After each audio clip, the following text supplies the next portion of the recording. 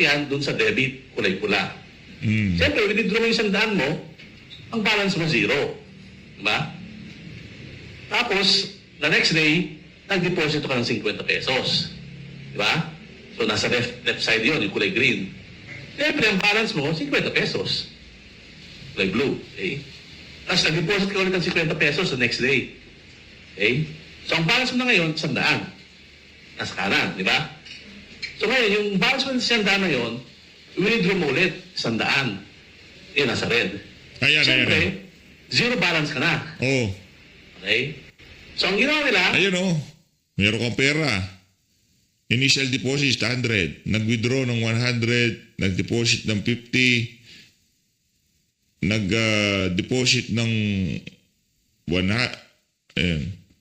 Nag-deposit. Nag-withdraw. Nag-withdraw. O ngayon, number of transactions. So, ilang number of transaction yan? transaction. Oh. Una, nag-deposit 100. Oh. Isa. Balance. Dalawa, nag-withdraw ka Nag-withdraw 100. Dalawa. Dalawa. Pangatlo, nag-deposit ka ng 50 pesos. Oh. Ang-apat, nag-deposit ka ng 50 pesos. Oh. Ang lima, nag-withdraw ka ng 100. Oh. So, total transactions, 5. 5. Okay?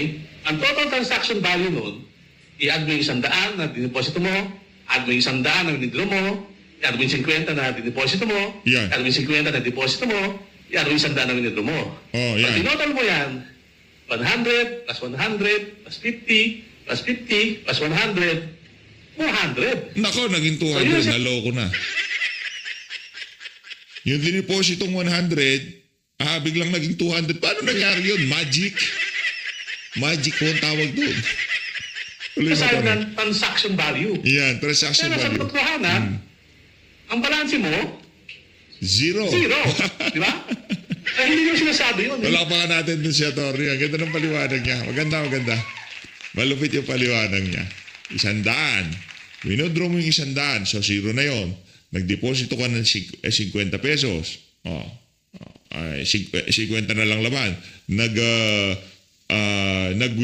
Winidraw mo yung 50 pesos. Oh. Tapos winidraw mo yung 100 piso. Oh, wala na, tapos na. Ay, winidraw.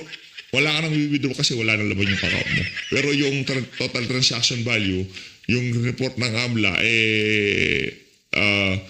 from 1 million, from 100 pesos, naging 200 pesos, pero ang totoong laman ng account, zero na.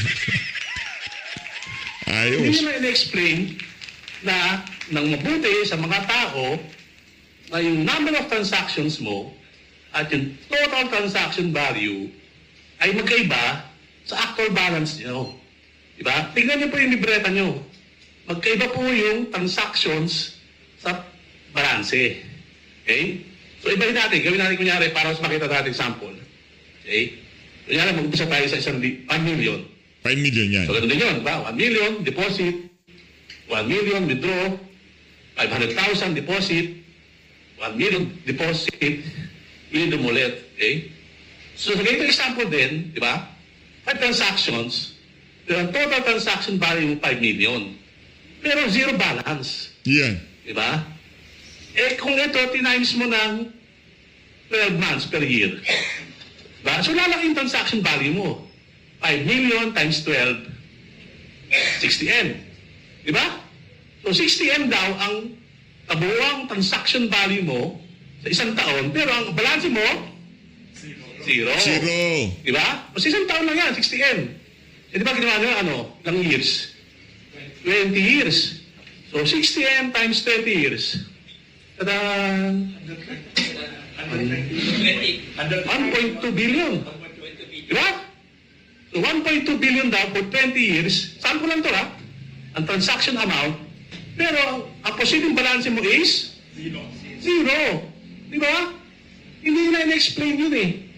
Kumbaga, parang ginawa nila, pinaniwala mga tao na meron daw 6 billion, pero hindi na piniliwanag paano nila nakuha ito. Yo, Diba? yun eh. Half-truth eh. Talaga propaganda. Propaganda Parang, talaga. kunyari, ganito yan. Yun ang Meron problema kang natin, kaibigan propaganda. ng high school. Nagalit ka, di ba? Nakita mo yung asawa niya sa hotel. Di ba? May kasama sa lobby ng mga klase, mga kaibigan sa opisina, lalaki, babae. Tapos, nakita mo lumabas, kasama yung kaklase na lalaki. Galit ka dun sa asawa niyang, kabro mo nung high school. Inaalat mo sa G-chat, sa group chat nyo. Uy, nakita ko yung asawa mo lumabas sa hotel kasama lalaki. Diba? Pinost mo sa group chat nyo. Anong nalabas sa ibang tao? Diba? Nakita mo yung asawa ng kaklase mo kasama ng isang lalaki. Nako. Half-truth, di ba? Kasi totoo naman, may kasama siya, pero hindi niya sinabi na andun siya dahil may meeting sila ng ibang tao. Iyo. Di ba? So, ganun po nangyari dito.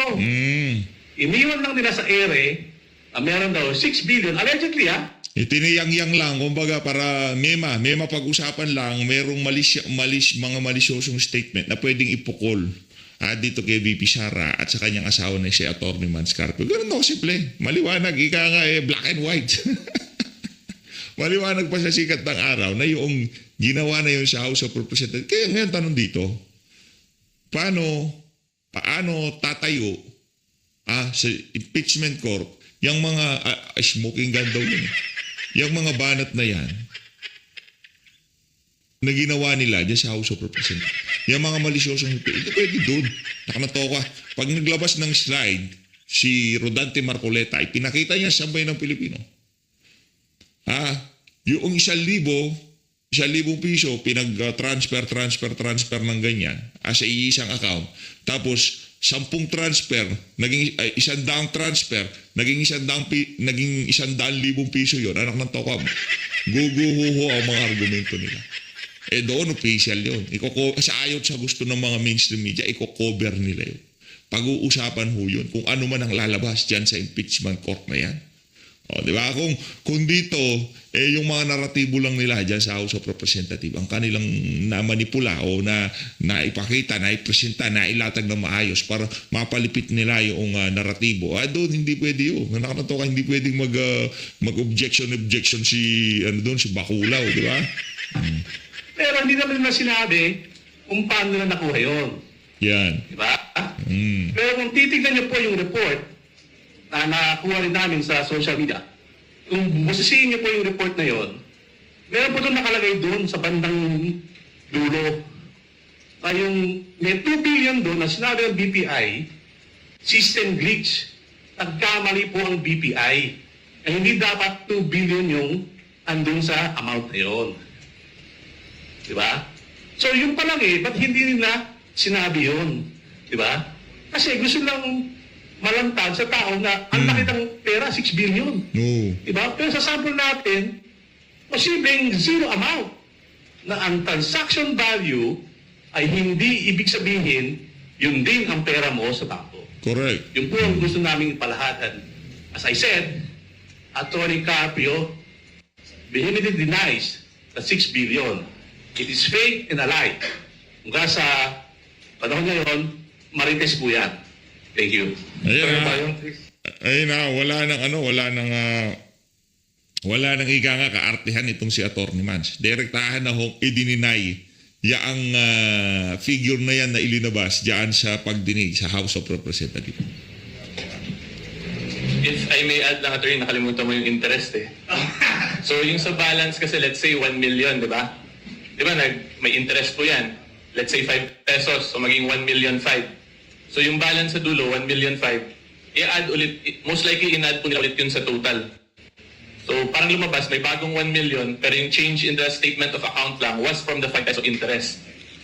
Paano po kung may tax withheld pa? Di ba meron na ngayong mandatory 20% na yung binago lang po na withholding tax. So pagbawasan ng 20% yung interest na yun, yung 5 pesos, so may minus 1, so 1,000,004 na lang. And then may bago pong ending balance na 1,000,004 from 1,000,005.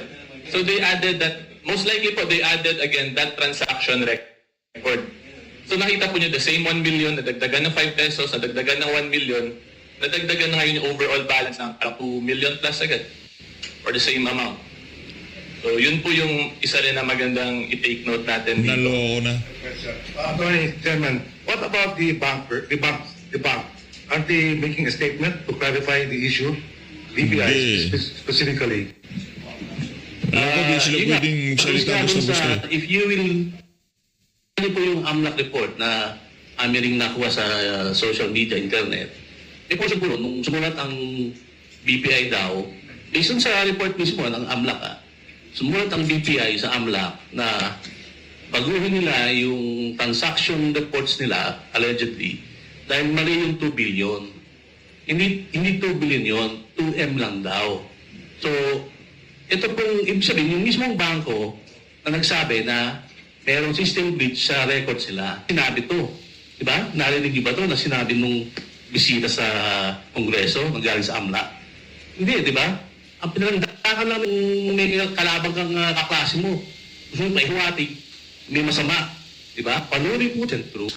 If in the first place, he does not have a copy of the report. Di ba? We have requested a copy of the report to be able to refute it last week. Up to now, wala pa po silang reply. So, binasabi nila, papapulan pa daw nila sa Committee on Justice chairperson. Di ba? Naku, ako. Sana makakuha kami so that we can really check ano ba yung pinanggalingan ng 6 billion na yun. Diba? Kasi sa sample ko kanina, kung pwedeng zero eh. Zero amount. Paano lang that? Diba? Tapos dito, miniwari, account ni VP Sara raw, account ni Atty. Mans. So pwede mangyari, dinabilin nila yun. Dinagdag din yung account ni VP Sara, account din ni Atty. Mans daw. Okay? So yun lang po. Thank you. Okay, gentlemen, so what's your next step now? What's your next step? Please, once again, okay. So i-emphasize ko lang din po, dun sa error na 2 billion, di ba may pumasok error 2 billion, then they corrected it, so nilabas. Dun pa lang, that's already 4 billion agad from their computation. So yan ang po gusto ko lang din i-emphasize. So what's your next step? Well, nagsampa na nga po kami ng kaso sa fiscal ng QC, no? Dahil sa, yun nga, violation of the Bank Secrecy Law, violation ng AMLA, violation ng Data Privacy Act. And sa proseso po, mag-i-issue po ang fiscal ng QC ng subpoena para sa mga nakasuhan namin para sagutin nila yung paratang namin. No? And from there, pwede rin ko pa yung sumagot. No? Okay, the floor is open. Yes, please identify yourself. Siya muna ba? Then ikaw, ha? Jason po ng SMNA News. First question po, sir. May we have your comment dun sa sinabi ni Representative Jokno na sinabi niya na yung pag-file ng case is just a diversionary tactic para makalimutan po daw ng mga tao yung dahilan kung bakit nagkaroon po ng hearing. Remember po si Atty. Carpio is sa pribado na individual. No? Hindi yun sa parte ng hearing. Kaya nga po napilitan siyang magkaso dahil nga bilang private individual, di ba?